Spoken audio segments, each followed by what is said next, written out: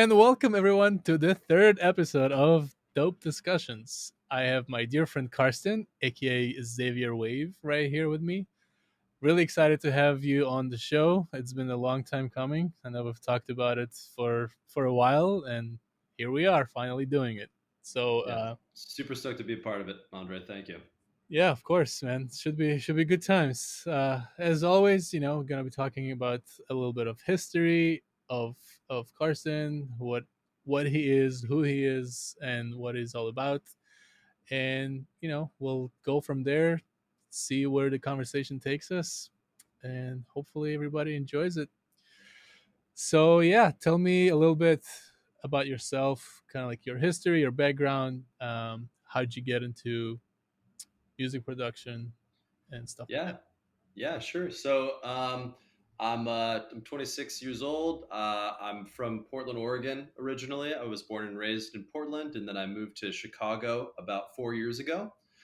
And I've always been crazy about music. I was in a lot of rock bands growing up in high school and in college. And I really started to get into producing, like seriously, like really into electronic music when I got to college. And I met a friend who was really into Ableton. And so that Nice. was my first foray. But before that, I mean, I had messed around with synths at friends' houses and like I enjoyed electronic music, but until college I wasn't opened up to like this is how you make it. Right.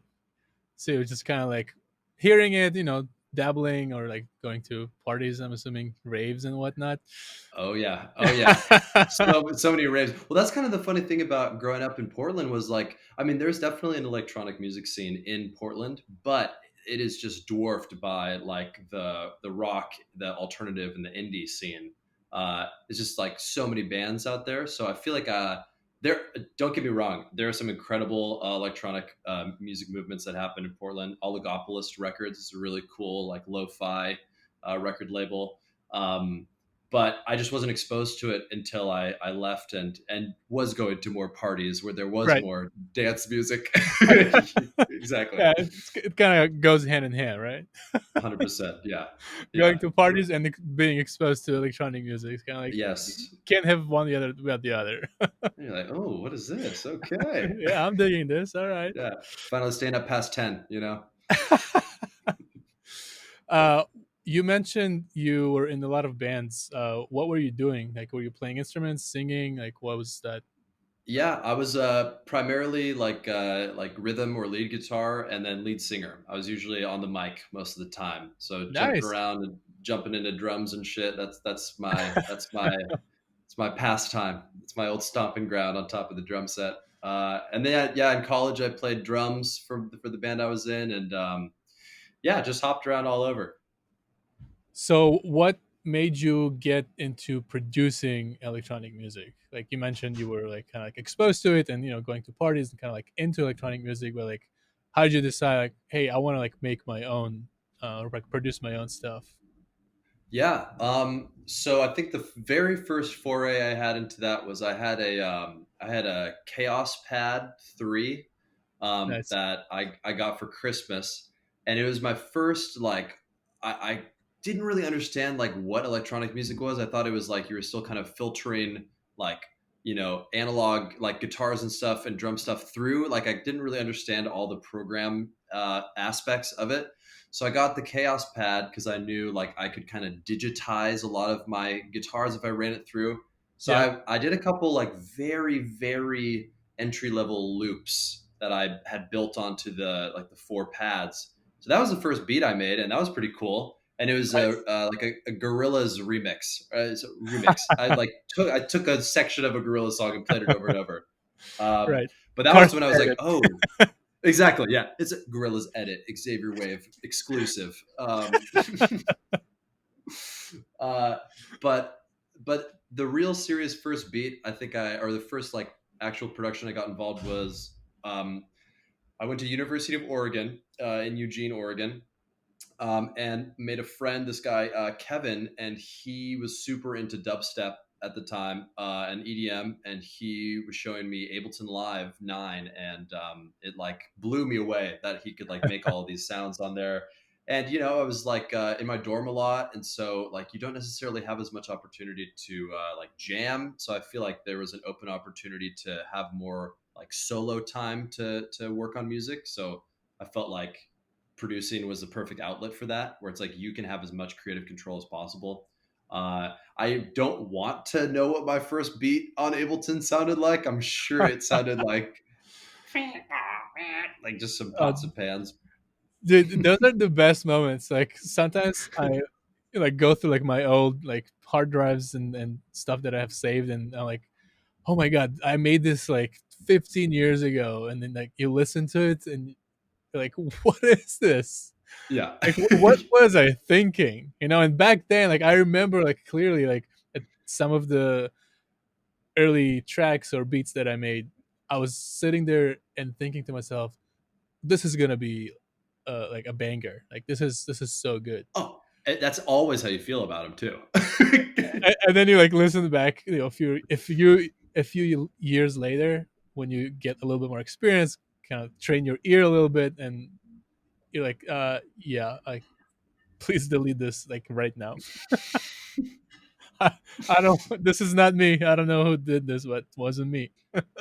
Oh yeah, I'll like go back because I feel like recently I've been trying to focus a lot more on just EQing more and giving space in the mix, and like early beats I would just like compressor on the master, crank it, and then a limiter so it doesn't peak, so Doesn't Yeah, everything right. sounds it So it sounds doesn't good, it sounds distort like the sound. Like green. sweet, right?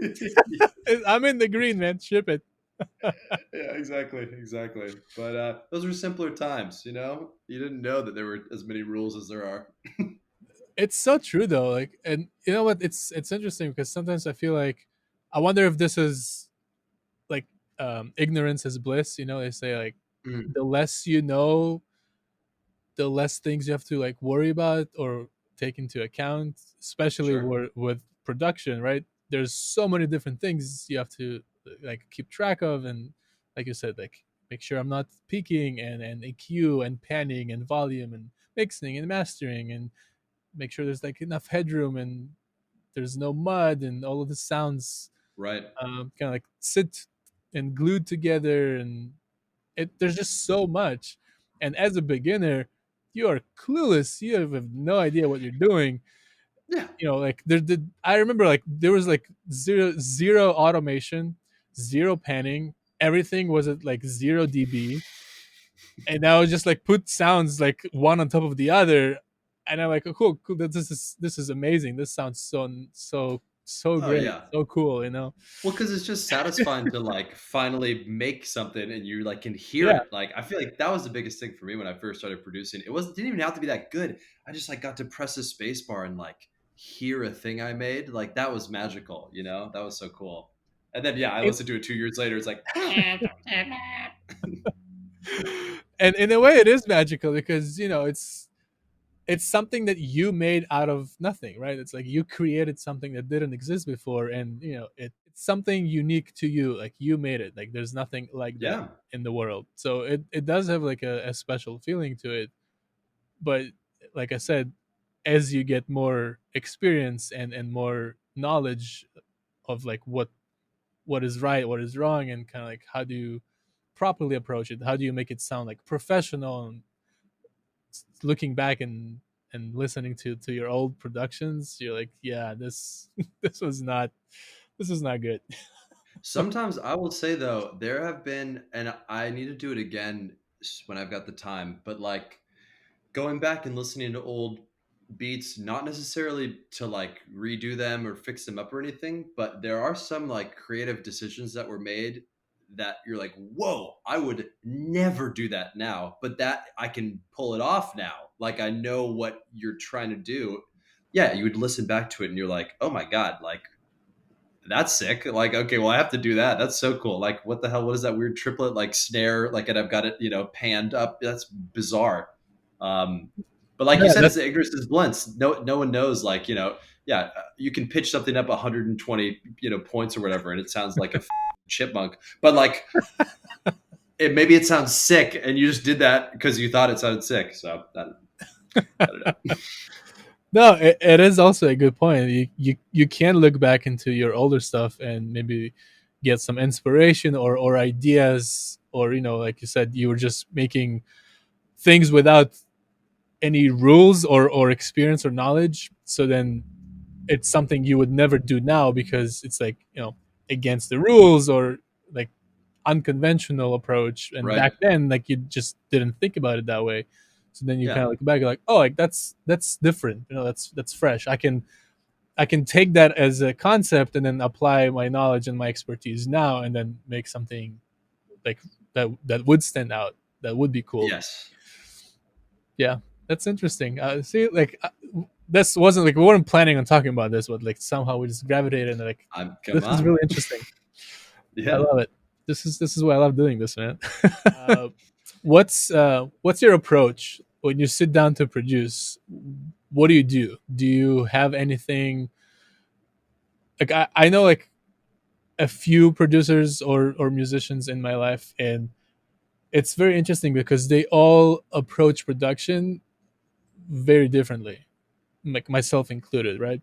Yeah. So I'm always curious to get like a deeper insight into like how people approach the like just this art and this magic of producing music, right? Do you Yeah. sit down with an idea, or do you just absolutely cluelessly open your DAW, open a new project, and be like, let's see what happens?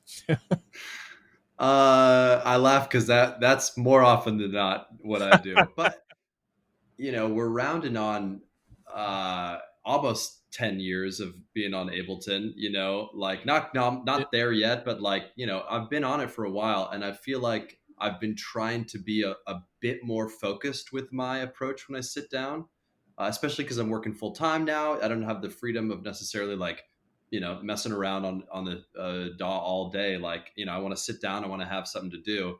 So I'll try to sit down with at least one element decided, like not necessarily the genre, but like, okay, I want an early snare kind of beat. I know I want to have this one be a little more tropical house. I want this one to just, and like maybe I'll start and I go in that direction, and then I find a sample that sounds like a tech house track, and I'm like, okay, I'm making tech house now. Like, it just, so I feel like I approach it with I approach it in an open minded manner with a general direction. But if I feel that tug of like, no, no, no, you actually really want to make a footwork joint, and like, okay, well, I'm making that now. And then there are the other sit downs where it's the cleanup sit down, where it's no new stuff. It's just revisiting the tracks I'm working on and like honing, adding new elements, taking stuff out. And I feel like those are two separate times. It's very rare that I'll sit down, make a new beat, and then go to hone and like work on other stuff. It'll usually just yeah. be like creative time or like fixing time. And I'll usually know what it is when I sit down. I'm like, yeah, this is I'm in fixing mood. This is so funny because it's like very similar to what I do. Okay, so what do you do? So it's pretty much kind of like what you said, where I might have either a very top level idea, like I want it to be like on the ambient side, or I want it to be like on the like stump your head or stump your feet and bop your head Yeah. mood. Hey, I know it's stomp your head. No, that's I've heard songs like that. Oh yeah, when you get into like the maybe like 160 BPM, then you're stumping your head at that point. Dude, Gesaffelstein, that's some head stomping. But I feel like we're just creating a new genre of electronic music. Head stumping. Um, Sign me up. anyway, so yeah, I would sit down like either with a very top level idea or kind of like approach where I want to go, and then it's very not like constructed. It's like super random, and like I Hmm. just go with the flow and just let the instruments and like the sounds kind of like guide me. And Yeah. it's more of a like a relationship versus like me controlling the music. It's more of like I it's like a like a that. it's a two-way street. It's like Totally. we're collaborating together in a very like odd way. Yeah. Um, and then I also have days where, like you said, I don't call it like a cleanup day, but I'm not gonna create anything new. I just want to like revisit old projects that I started and Mm. never finished, which I probably have like over 100 of those, and I'm not exaggerating. Where Yeah. it's like, I don't doubt it, man. like you sit down, you like have this top level idea, you start creating, you have like few bars like done, like maybe like the A beginning little or the skeleton. intro, Yeah. or like a few loops, so when you could just like literally just loop it for 15-20 minutes, and you're just sitting there like, Hmm. yeah, this is great, and like I don't know where to go from here, but Oh, I you just know. keep listening to it, and then you're like, you know what, like f this, I'm gonna like Yep. either start something new, or just like I'm done for the night. And then that's, you like make up a name for it, like Yeah, and testing then techno you forget what that name is, 37. oh And then god, I can't. You and then a look few around the months room, you're later, like, yeah. red mug beat one, Oh my god, I do that so many times. Where like I and don't it's know how like to you name already the made track. red mug beat one. You're like, well, how I did? This name already exists. Do you want to override this? Yeah, you're like, well, I don't remember what the first one sounded like, so I Oh my god, guess this is so funny. Like, if you like listen to all those like beat makers like Mind Design and like Jay Dilla and like all those cats like who are just the top of the top, their song names are that is their song name. Like Mind Design has song names where it's just like blue or like just like these very like it's something you would name Jay Dilla waves. It's like it is a wavy song, right, absolutely. you But I look don't know. down. Oh, there's a rug there. Let's call it rug. Rug. Oh, I bet a beat called Rug would be very good. Oh my goodness. It's good. Uh, Writing that what down. what other than like your approach, what gear and DAW do you use to actually make the music? Sure. So I primarily use Ableton Live 10. I Okay. graduated from Live 9. Ooh. Yeah, it feels great. Feels great. Live 10 is awesome. Yeah, I'm a Um, Lifetime user as well. Yeah, I pretty much that's what I do. I learned on it and have just kind of tried to maybe dance with other DAWs, but I always just come back to Ableton. It's just it's too good. And then recently, I've been getting a lot more into using external instruments. Nice. I've always used guitars for my Yeah, beats and stuff like there's like that. what, 5 of them there, I see, right? Yeah. Hey, listen, only Nice. four of them are mine. Okay. But so I was used to that, but I was like, oh man, I got to get some synths and like I just like having it physically there, as I'm sure you can understand. It just feels nice to have a knob to turn. Feels nice to have a Yeah. physical. It's yeah, but I'm sure you know it. I'm sure your checking account knows. But if I do a little rotate, you can see this is my production station right here. So I've got a Oh, couple nice. of fun little doodads Love the here. little stand for the Volcas there. Yeah, isn't it cute? I got it on Etsy, so Dope. thanks a lot, Etsy. But yeah, I've got this is a Korg Volca keys, and then a Korg Volca bass, and then we've got the Volca mix. So it's kind of like a Volca board here. I'm Nice. running the keys and the bass through the mix, and then I've got another extra channel. So this is kind of like if I'm playing out and about. I did a set last summer when we could still do sets with the OP1 and the keys and the mixer, and you can do some really low level like low pass, high pass filtering on this, and there's some saturator effect, which makes it really chunky. So it's Dope. nice. It's like a fun little thing. And then obviously I've got my baby over here, my little OP1. I got to show the cow because that's the best part. I don't know if you can even see the cow from there, but Yeah. Oh usually, yeah, I yeah, can there see you the go. cow. So this has been my baby. Like I love the OP1. The workflow works great for me. Like you were saying, it's all about the flow. It's all about like kind of going with what it gives you, but like Yep. telling it what you want. It's that give and take. It's like it's the give and take. It's very hard to you can't quantify it, but it's like there is that sort of give and take. And I feel like I've had this guy for like about 3 years, and we're really starting to speak each other's language. And I feel like Nice. it is definitely a weird learning curve, but yeah, it's become such a part of my arsenal where like I don't use it for the whole song. I really don't use it for like most of the song. I'll use it for a select lead or like a select sound effect or maybe a bass percussion, kind of just like a bass level, not like bass, like, but like a kind of a background percussion, cool looping thing. Because it Yeah. does have just such nice texture. I love like Teenage Engineering. I love them. They may overcharge a little bit, but I do think that the unique aspect of the sounds you can get. And then I also have this is another nice stand from that the Etsy seller. And this is the pocket operator sub. So this is Nice. like Teenage Engineering. They make these cute little pocket operators. If you're wanting to get into synthesizers, these are like $100, $50. This is the perfect thing to do. Yep. But I've been And using it's this too. portable, right? They can like just take it with Super you. portable. I mean, yeah. To be fair, this is what it is. It's literally Right. that. You can plug your headphones into this, and then you're just like, it's great. And I love this thing because it's really evil sounding. It's really gnarly. And I've been wanting to use it more for recent beats, um, which I will. Nice. Oh yeah, that's exciting. I'm actually like Teenage Engineering is I think the only like synth producers or synth makers that I Hmm. have not had like any experience with like personally.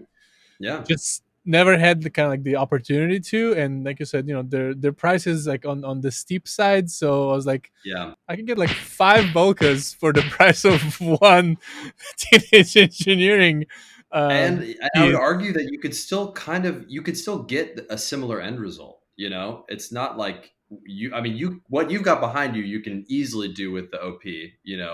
But I think Right. it's the way you get there is different. Exactly. And we can talk about like synth for forever, right? I feel like there's always gonna be something new and something different that comes out, like literally every other month there's something new Yeah. that's coming out, either like analog or digital, and there's always stuff coming out. So I've talked about this in I think in my first episode, where like people have what's called gas, like gear acquisition syndrome, where you're just like you keep buying and purchasing new things just to like for the act of buying it, right? Like, oh, like look, Oh yeah. I have 100 synth, but like you don't actually use them, or you don't really like dive deep and learn the Mm-hmm. synth. Like Mm-hmm. you don't learn the instrument, and then you kind of like just play the presets, and you're like, it's whatever. Like I don't know why I paid $1,000 for it, because like you Yeah. didn't actually like take the time and learn and create a relationship with it. Like I know it sounds Yeah. bizarre, like creating a relationship with a synthesizer, but Not at all. Not at all. Well, I would think it's bizarre before I've had this relationship with the OP. Like I think before then I mean I've had that relationship with a guitar before where like right. you have to learn it. You have to know the scales. I mean it's a little different because synths have like there are settings that you have to go through. There are little, key commands and all this shit, but like it's the same kind of thing where it's like you have to be patient with it, and in turn you kind of unlock those secrets. You unlock like that second LFO you didn't know existed. Right. Or like you Yeah. start like doing like deep menu diving, and you like realize, oh, I can like clock this from like another synth, and then it just opens so many opportunities. Or like you And figure that's out, been oh, mine. That's been the mind blowing thing too. Is like I was a little baby boy who didn't realize you could send MIDI from computers. So it's been a whole summer for me, and that's also like that's it's an obvious thing. And I knew that MIDI could be shared between instruments, and I knew that there was a MIDI aspect with my interface, but I just never put right. two and two together. And yeah, so I've been MIDI controlling this whole core, the Volca rack with the MIDI controller, and that I was like, oh my god, like Reddit r/synths, like, is it possible? They're like, yes, it is. It is. let me show you what you can do. Yeah. You're like, Let me oh, show what? you the way. No, dude, it's so true. Like the more time you spend with like an instrument, and it can be like an actual instrument, like a guitar or drums, cello, like doesn't matter. Hmm. Or it can be like an electronic piece of like maybe like a synthesizer or like some handheld device. The more you spend time with it, like the more you learn it, the better you know how to use it and the things you can do with it. So then Hmm. like later when like another synth come out and like you like acquire another piece of gear or software, because you already know like kind of like the ins and outs of the things that you already have, you can then start thinking like outside the box and be like more creative about like how I can incorporate the two, like combine them together in the ways that like maybe they're weren't even made to work together this way, but you're like, Sure. oh wait, I can do this. And it's electronics and technology and code, so you can just kind of like make it work and uh, make your own patches and whatnot. Future. Yeah, dude, and that's kind of like one of the things that like kind of draws me into like this whole world, is just like the Hmm. endless possibilities and like the amount of creativity that you can get with just like a few devices. Yeah. It's just mind blowing, and it's like there's always something new, even though it's like the same machine that you bought when it was like 5 years ago, right? Yeah. And No, and you mentioned seriously. like you just figured out that you can like send MIDI out from your computer and like control like other devices. Recently, like I think probably like a year ago, uh, Yeah. I found out that you can actually send controlled voltage like CV out of your computer as well, and control modular gear that way. So like in Ableton 10, there's what's called CV tools. It's like a pack you can download. It's for free, and basically it gives you uh, an infinite amount of LFOs, for example, right? So you just Yeah. open like a MIDI track, put a bunch of LFOs in, and obviously you have to have audio interface that supports the outputs need to be like decoupled or something like basically you have to be able to send That sounds right. like DC voltage, not AC voltage, something like that. Okay. I might be wrong here, but Andre, whatever you say, I will say is correct. anyway, so you can like literally send out controlled voltage and control your modular gear with Ableton. So I don't know how familiar you are with modular gear, but like Hmm. it's not cheap. Like a single Hmm. LFO module Hmm. can cost you like like 80, 90, $100, right? So say you want five of those, that's $500. With Yeah. Ableton, you can literally have like 50 of them and Hmm. control and just go ape shit with that. Like it's Yeah. insane. It is And really then you insane. can, what's even more mind blowing, you can like map your, say you have like a MIDI controller, like the push too, right? I can like map all of my knobs to like the LFOs, and To the then alpha basically parameter. so Ah, you can like control the CV with the push, which is like that's what so are you even sick. doing right now? Like this is exactly what I'm talking about. How you like can Yeah. just combine different things that were like they were never meant to do that, right? A push two Yeah. was never meant to be controlling CV on the modular gear, but Right. because we have the technology and the different We things, have so the you can technology. combine them together and then like create something that like was never possible before, or like people didn't think about it, and that's Yeah. what like makes it just so exciting and so cool. Yeah. Ah, I couldn't agree more, dude. No, you're getting me hyped. You're getting me excited about all this. that's Yeah, I awesome. think that's the beauty of I just think there's something so incredible about like the signal chain that exists in Right. producing electronic music. It is so much like and that's what I love about Ableton because it gives you so much control over like do you have the reverb before the compressor? Do you have the reverb after the compressor? Do you want to have the chorus? Like how much of the chorus do you want? Okay, do you want to double the chorus? Maybe you can have two different poles and two different choruses. Who knows? But like for me it's you can pass a sound or an instrument through so many different pathways that, like what we were talking about earlier, where it's like any idea is your own. It's like you made it out of nothing, and it's like even altering that signal chain is your own sort of take on that sound. I don't know. It's just Right. I like that sort of process too, of sending a sound through, and you give it different properties. That's kind of like you're kind of giving it some gifts. That's what I always imagine. It's like, you're gonna like this. You're gonna like this dry reverb. Trust me. Yeah, I again, this to me sounds like bizarre, even though like I'm in it like all the time.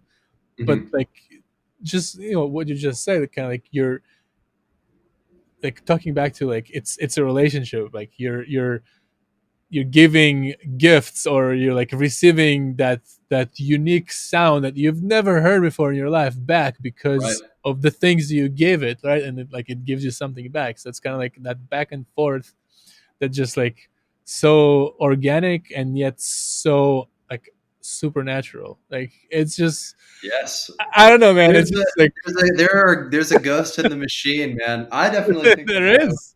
I think my OP1 has a little soul for sure.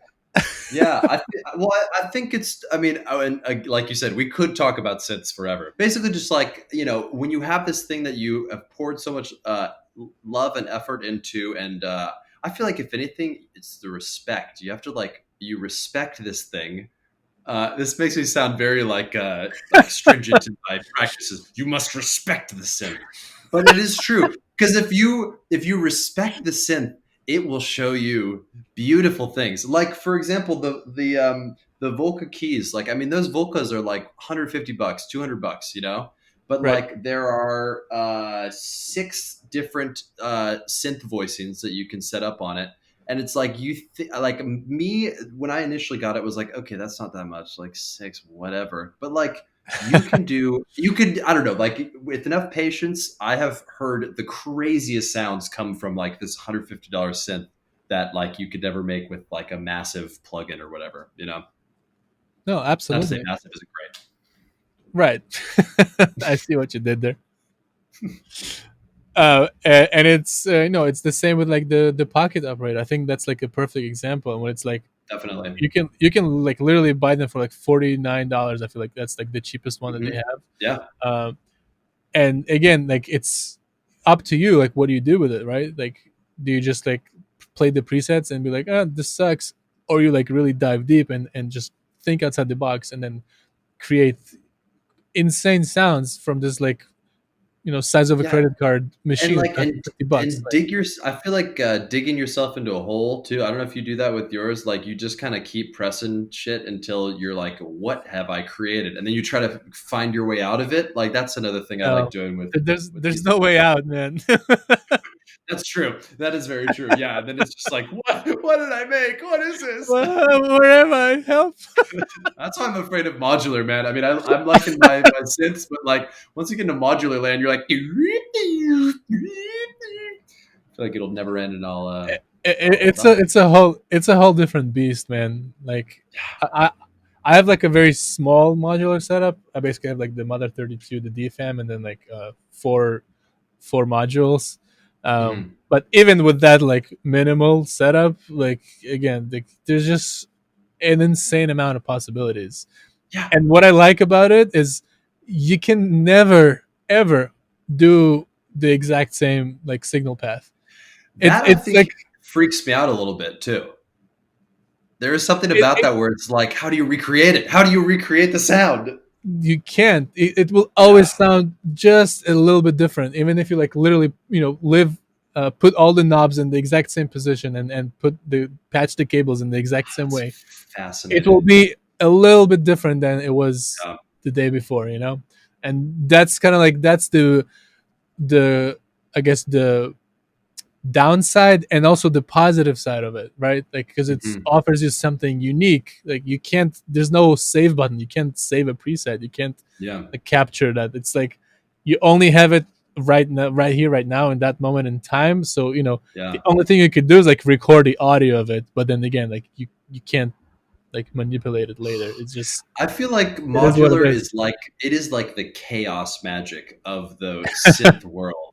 It's like, there you're playing with some spells. You got your electron, great. You're a mid-level sorcerer, and then you've got like this modular rack, and you are like summoning Cthulhu. You're like bringing forth this like eldritch beast that's never seen the light of Release day. the Kraken. Exactly. Well, it looks like a freaking Kraken with all those cables. I mean, jeez. Oh my goodness, man. It's so funny. It's so good. Like, yeah. Uh Tell me what are you working on right now? Like what's your currently like active projects? Yeah. So I live with my kind of collaborator, this guy DJ Mochi. Okay.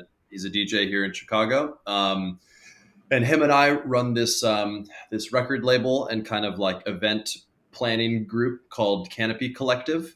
And we're primarily event planning for a much longer period. But since COVID hit, we kind of like jumped in on phase two a little early. So phase two is basically being a record label and starting to put out stuff by our friends and by us. And so Nice. I just released a house track in September called "Find Me," which is Yes. on all streaming platforms now. Uh, but Highly recommend to check that out. I thank really you, like Andrew. it. Thank you, man. Hey, it's got the Droshik check mark. It's got the cosign. Let's go. Approved by Droshik. Yeah. Yo, that's a cool producer tag. You should get that.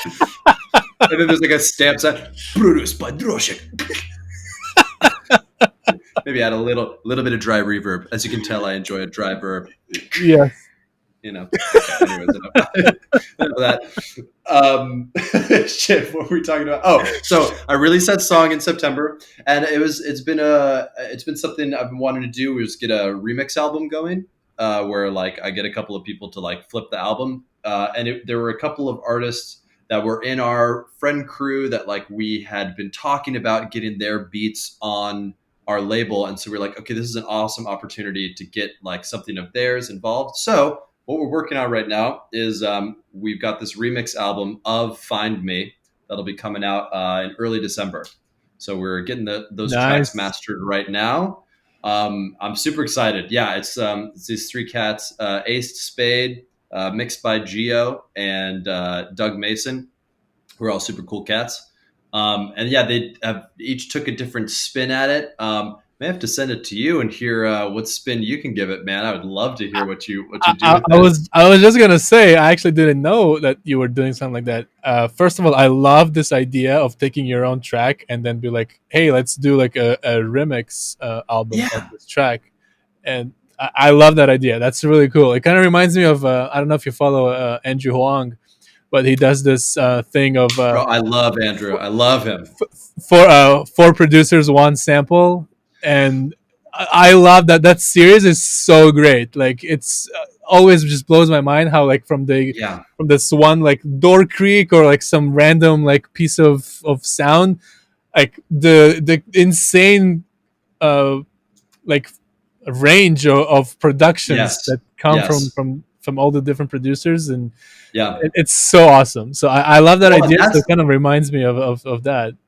and that's what got me so. I mean, it was an exciting idea because of that. And they're all like they make fairly different music than I do. Like they still make primarily kind of dance centric music or kind of more upbeat music, but like all very different flavors. Yeah, basically, it sounds really cool hearing.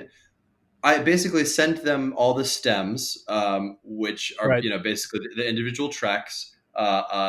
And so I sent them out and was like, please do whatever the hell you want with it. Transpose it, like flip it up, do what you want. And it was really cool to see like how much of those stems they each used. Like some used like the sweeps that I had in there, so I could like recognize the different sweeps in the song. I'm like, oh, cool, they were like reusing that. And then another guy like did a weird transposition thing like of the song, so it like changes keys a couple times and it sounds like way weirder than but it's awesome. Like he killed it. So yeah, and it's very humbling. Like it makes me feel cool that like they would even be down to want to do that. Like Right. it definitely makes me happy. Just like people wanted to spend time on a stem that I helped to make. So Yeah, stay tuned. That's going to be coming out real soon. December 4th, I think. For Bandcamp Day in December is when that's coming out. Nice. Dude, I love it. That's such a cool idea. I might steal that and do something Do similar it. Do it, man. on my end as well.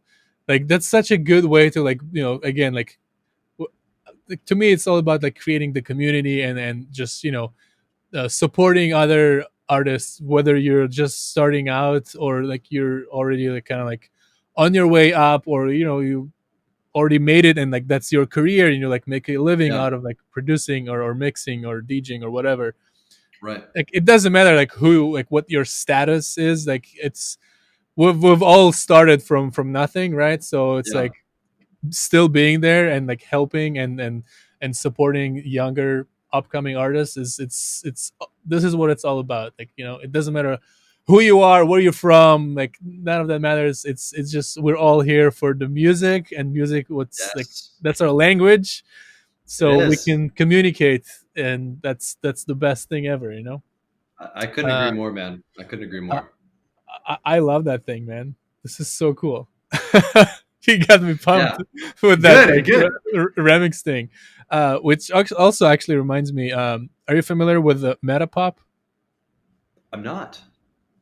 Oh well, your mind is about to be blown, and whoever's watching, Metapop is basically like, I don't know if it's a social media platform, but it's a platform Okay. uh, where it's all about competitions. So really big shot artists, for example, Flume. I don't know if you're familiar with Okay. Flume, Sure, but sure. I'm aware. I'm aware. yeah, It's gonna be right. you, me. Yeah, I'm aware of the So, Disclosure remix that he did. Yes. so for example, Flume, and I mentioned Flume because I made the remix of one of his songs. Oh, Uh, sick. so Flume, or on Metapop, you basically, um, there's competitions. I think on a monthly basis. Hmm. So they give you stems, right? You create an account, you get stems from a track, uh, and then you just create a remix.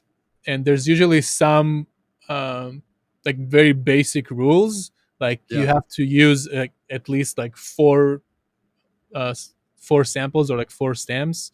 It has to be like at least 2 minutes long, and you have to like have legal rights to any other like sounds or whatever that you use, Uh and huh. that's it.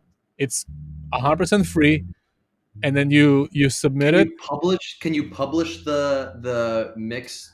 I don't think you can. It has to stay on Yeah. like the Metapops platform, and then they have like a panel of judges who will like judge your track, and then there's usually three winners, and most of the times like the first place gets like really good prizes. Like I'm talking about like gear, like and like different software or like subscriptions for a year for something, and it's Yeah. really cool. Again, it's like all about community. That You can sounds listen sick. to I would love others, to and get. dude, Yeah, it's so good. Yeah, I that's did a cool. few I would also. remixes over there. I highly recommend checking it out. It's Metapop, like Metapop. Yep, Metapop. Metapop. Cool. Cool. Cool. Oh Obviously yeah, I I want will. to like destroy some songs. That'd be really fun. And yeah, like it's, you can pretty much interpret it as much as you want. There's a Yeah. produce this, um, remix this, and I think something else.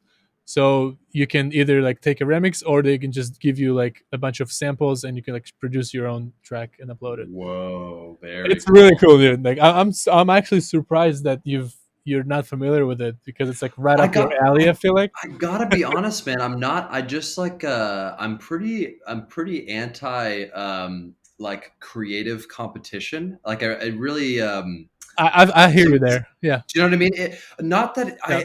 I think that's a little. I'm a little on the high horse to say that because I think like there is a place for that. Like, don't get me wrong, DJ scratch battles are like some of the coolest things ever, and like Yeah. there that's a creative art that you're comparing, and you're Right. um So I think I've been a little like hesitant with those kind of competitions, and there used to be like this. It probably I don't know if it still goes on actually. There was like a beat competition that would happen called Push Beats in Logan Square at I think it was at the Whistler where it happened, Oh, or really? Deadbolt Lounge. But it was basically like, yeah, people would come together, and then it would be like a competition to like who can make a beat, or like what the beat sounds like at the end of the night. You'd play it out. So that was cool. Yeah. But I think there's something about me that like wants it to be just for the sake of the music, and there is some like obnoxious purist about that. Do you know what I mean? Because I do think I would probably produce a better song if there was some incentive. Maybe, I don't know. I don't want to say that because I also don't want to make it seem like I would be making better music if someone was hanging like a carrot in front of my face. But I can see how that may help influence that. If you've got like, hey, you No, can get to absolutely. No, analog yeah, heat. I agree with you 100%. I feel like there's kind of like two sides of the coin, right? Like on one side, it's it's healthy to like be like competing, but it has to Right, be done right, like not again like in like good terms and like good spirits, and not like, oh, like I beat you, like your right, production skills suck. right. Like this is not Yeah. what it's all about. Like no, No. none of that. But yeah, I do feel like when there is like an incentive, right? You kind of Yeah. like, okay, I'm actually gonna like put a little bit more effort into this because I could like win this like brand new synth, or like a whatever it is, like whatever the No, prize might totally, be. totally. But Did you ever? That kind of reminds me. Did you ever go to Open Beats? Do you know about that? I Open think Beats at Cafe Mustache. yeah, I think I've heard about it. I've went once to see my Uh buddy. Wow, see my buddy, and I forgot his name. huh. Maybe this is the part you should cut. uh, Sorry, I don't remember the his like DJ name, but yeah, I went there. I went there to see him perform, and yeah, it was really cool. Yeah. So for those of you who don't know, too, it's Cafe Mustache, or when it was still having people over. This guy, awesome friend of mine, this guy Fest Grandiose, he hosted this thing called Open Beats, where it's like an open mic night for beat makers and producers. So that's where I first played a show when I moved to Chicago. My first show was I had my little SP 555 with all the, because I really wanted to be like, wait, I'm super into Brain Feeder too. I mean, I've been making a lot of house records and dance stuff, but I used to be obsessed with beat culture and like Flying Lotus and Nice. Teebs and all those guys. And so I had like my Roland, I had like the whole setup. I was doing all like the SP stuff, and so but yeah, Open Beats is and was a really cool place where I felt that, look, you were talking about the community aspect of it, where I would go on and play these beats that were like only existing in my brain and the machine. And I knew they made me feel good, and I wasn't sure if they were good. Like, I was like, all right, well, I better play them out. Like, play them loud. It feels good to play music loud, especially when it's yours. So getting up there, and then yeah, getting off stage and people being like, "Bro, those drums were like crazy. Like, where did you get that? That's like, oh, that was wild." And I'm like, I didn't even think they were that good. But I think that's the Yeah. aspect too of those competitions where it's like there's more compliments that are happening in those evenings than there are like, oh, you didn't deserve it. It's like, dude, that was crazy. Like, oh my god, that arpeggio that Oh, you had going, blah blah blah. absolutely. Yeah. I don't think people like dissing each other. Like it's not, again, it's not what Yeah. it's about. And if like on the rare occasion you do like encounter something like that, it's usually like d- dissipates really fast. It's like I feel like people like that don't exist. I mean, or don't exist in the music scene very long. right, Or if they do, then everyone knows of them. I've known of a person who, yeah, is not very doesn't really treat others with the same respect, and it's just known. It's like known in the right. community, and everyone's like, oh yeah, before you book them, FYI, blah blah blah, and then everyone's like, oh okay. So community works both ways. Okay, Oh, absolutely, man. come Yeah. on, gotta be careful. Be, be silly, be kind, and spread the love, bro. Hey, keep on synthing. Show uh, the people your shirt. Oh yeah. If you want, if you want uh, synth shirts, if you go to droshik.com/shop, you might find a couple things there. Just saying. I might just. Cool. So two more things I wanted to ask you before we start wrapping up. Sure. Uh, what do you think is like your biggest challenge as an artist? And I would classify you as like in the beginning of your career, like up and coming. I would agree. I would completely agree. Yeah, I'm just So like, starting. I'm just starting. so what do you think is like like your like one or two like top challenges right now? Yeah, I mean, top challenge I would say is confidence still. Like I Yep. and confidence in the quality of my build. I think I mean, I know I've spent hundreds and hundreds and hundreds of hours on Ableton. I've put the time and effort in to make it so that I'm happy with the sound, but I doubt that opinion. I doubt my own opinion of the music. And that's what I'm trying to battle against because that's such a limiting way to approach things because the music I personally listen to that like my roommate doesn't hear me listening to that like my friends don't hear me listening to like that's I don't know what I'm trying to say here, but basically, like the artist is making it for that person who's going to listen to it regardless of what it sounds like to other people. And I need to remember that more for my own creation. So that's been the main thing. It really helps to play it to someone that you trust because they will be very honest with you. And when you know they're honest with you and they tell you it's good, trust them. They're not going to bullshit you if you could trust them, which I do. My Right. roommate he's a DJ. He knows what sounds good in a club. If he's like, honestly, man, like the build is not very, it doesn't like get me there. Like he'll say that, and I appreciate that. Right. So find a homie who can do that if you do. But That's yeah, just more priceless. confidence.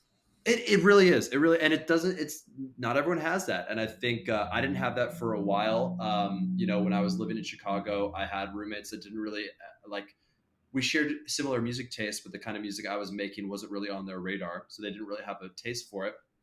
Um, but also, I think the second thing that, and it kind of couples with this, is an unwillingness to release slightly imperfect songs. I think I'm a perfectionist to a problem. Like it is I care too much about the finished product, or I have recently cared too much. Like these days, I'm trying to be a little bit more loosey goosey with it because of the feedback I've been getting from other people. Like, no, this sounds good. Like, drop it now. As it's still in Ableton, I'm like, well, I still you can't hear this up, and like, what are you talking about? I'm like, what?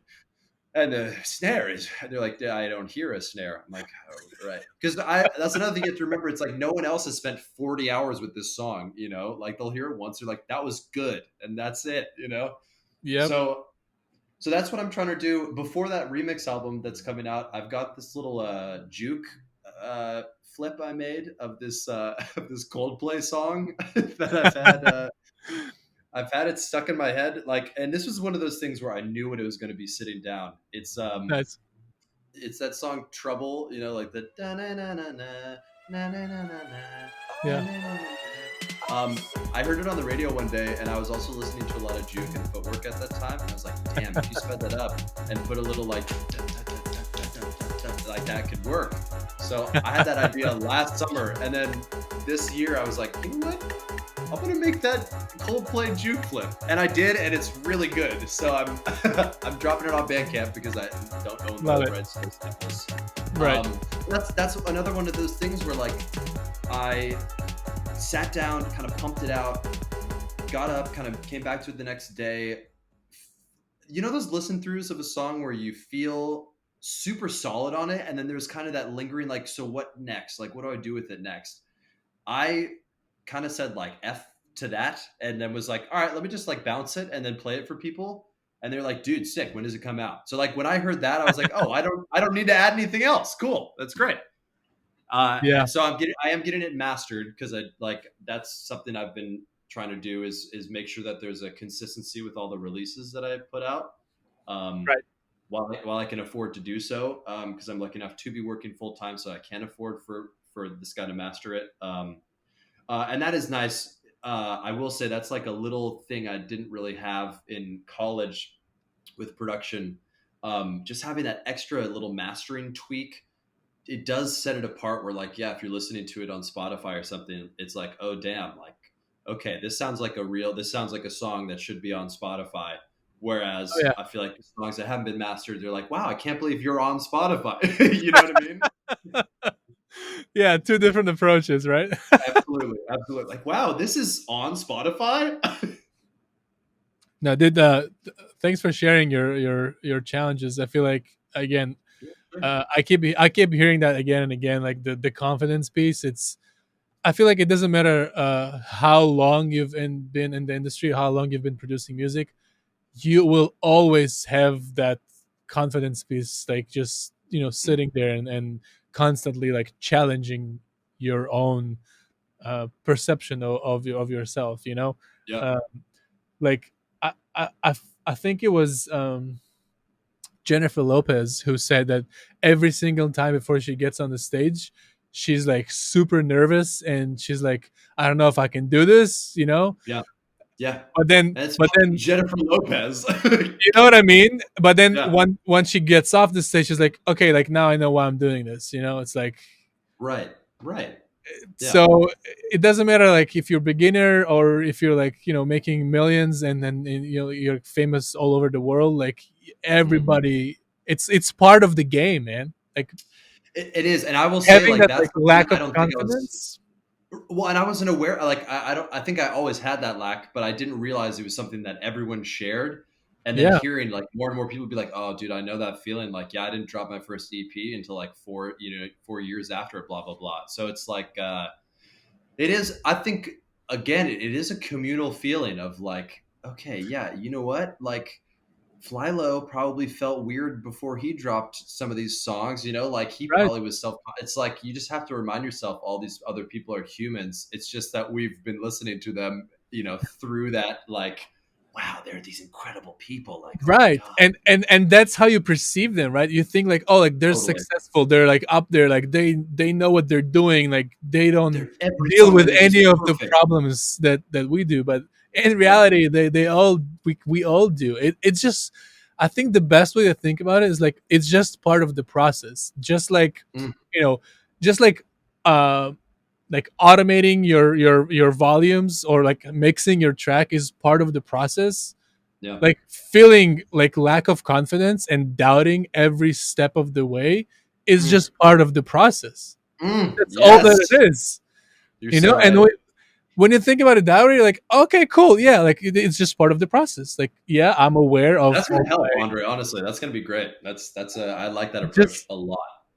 dude, like just be aware of like, yes, I feel doubtful, I feel fearful, I feel like what if, all the what if questions that you can possibly think of, they're all part of Yeah, it. But then you yeah, just be like, okay, cool. Like now I'm just gonna keep moving on, and then when I finish, I'm just gonna release it, and then move on to the next project, and that's it. yeah, I, I'm actually like surprised because I just thought about it myself right now. Like, yeah. it's just part of the process. It's It great. is. Ah. And I think what I'm doing now is like I am starting to be aware of it, and I'm starting to like put a middle finger up to it and be like, okay, yeah, you can feel that way, but this song still fucking bumps. Like, I'm putting it out. People are gonna like this song, Exactly. and it's like, well, I think it's kind of like overplayed to do just like a one shot juke remix of some, like, what? It's like a pop song. What is that? It's like, shut up. It's good. Right. you know? And to your second point that you said about like being a perfectionist, right? And like Mm, always kind of like thinking about like, oh, like this is not perfect or like it's not finished. Like yeah. perfection is an illusion. Like it doesn't Mm, exist. There's no such thing as perfect. Doesn't matter. You can apply that to anything in life. yeah. There's no such thing as perfect. And people try. It's basically like it's like borderline insanity. Like you're trying to achieve something that's is Oh, and I impossible. feel that Like, way it when doesn't I'm like exist. 50 hours into, and red coffee mug beat two. Like, what? Like it just it's an excuse we make up for ourselves to like for it to be like the reason why we're not putting it out there. Oh, It's that like it's not finished. it's Oh, an like no, excuse. Yeah. I have to like do something else. Like no, like you said, like you listen to it like through it once, you like get someone else to listen to it. If they say it's good, Yeah. that's it. Like export it and ship it. Like And I and move wish on. I wish I did that. I wish I felt that way for so long, because I do have like I went under a different name before Xavier.wav fully realized was that name, and that was like a lot more kind of alternative, sort of like kind of Panda Bear, Animal Collective-y kind of sound and stuff. Definitely still like beat based, but a lot more sing songy. And yeah, dude, I like you said, just like probably not hundreds, but I've got at least 25, to 30 like fully finished tracks under that project. But it's just like, I didn't like the take on that one thing. And then I just kept thinking that, kept playing it. And it's like, oh, it's too late now. I like don't want to release it anymore, which is No, a bummer, but I think it's a lesson learned. exactly. And think about it this way, right? Like we were talking about it now, so this is like you're absorbing that right now. So Hmm. if we didn't have this conversation, or like if we didn't talk about it, then you would still like be thinking the same way about like, oh, I have to finish it, like it has to be perfect.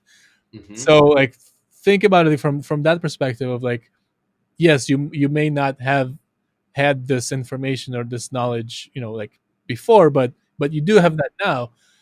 So it's not like you're 60 years old and you spent 30 years in as a musician and had Sure. this approach, right?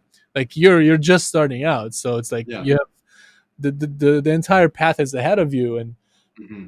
again, this is why I want to do this stuff, is because people who might be watching this and they're just at whatever stage they are in their like uh, creative path, music, Yeah. musician, producer, DJ, like artist, it doesn't matter. Like it Yeah. applies to any creative uh outlet, right? Like don't try to be perfect. Like it doesn't exist. Just Hmm. you just have to be yourself. Do the best that you can do, knowing that like this is the best that I can do right now, right? And then just put it out there. Like let people give you the feedback. If it Yeah. sucks, and you'll know if it sucks because you won't get listens or views or subscribers or followers or whatever. But if Sure. it's great, then you will also know that because people will be like DMing you like, dude, this We'll track you tell you. just People dropped will tell you when is it's is fun. Yeah. amazing, and start Yeah. following you and start be like, hey, like we want more, and then just like you're like, oh, okay, cool, like I need to do more of that because people love that. Yeah. And that's it, man. Like like It is. Yeah. I resonate with the things that I say now, just talking about it, right? Just Yeah. thinking about the album that like I've been working on for, I don't know, the past year probably, and Sure. could have easily released it like a few months ago. But again, Sure. like it's like it's almost done, right? Like I have all the tracks that they're like almost finished. I just need to Yeah. like do this and do that, and then just like another week goes by, another month go by, like in the couple of months we're gonna be another year goes by, right? Yeah. Like Yeah. why wait? Just do it and release it, and it's like Hmm. out of your way, it's out in the wild. And like I said, like lessons learned. And Yeah. it could be great, it could be not so great. You will know either way, and then just You will move on. know. keep keep Yeah. keep keep putting stuff out there, man. Yeah. 100%. 100%. I'm gonna get everything you just said tattooed on my chest.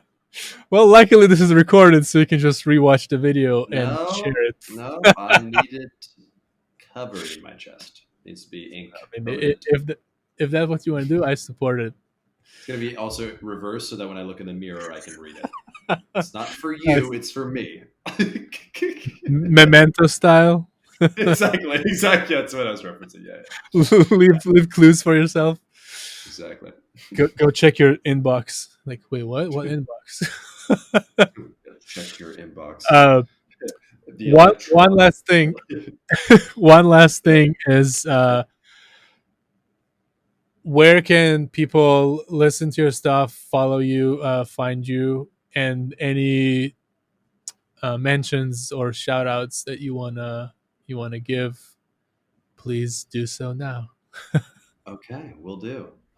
Yeah, so you can find all my music on Spotify, Apple Music, Deezer, Bandcamp, SoundCloud, and all that jazz. Most of them.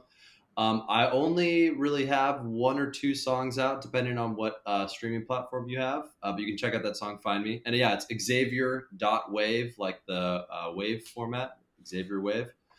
And you can follow me on my Instagram, which is also Xavier.wav. I post some random stuff. I've been trying to do a little more like Instagram Live with my synth setup, but there was some weird clocking issues going on recently, which none of you needed to know that, but there's some context for that.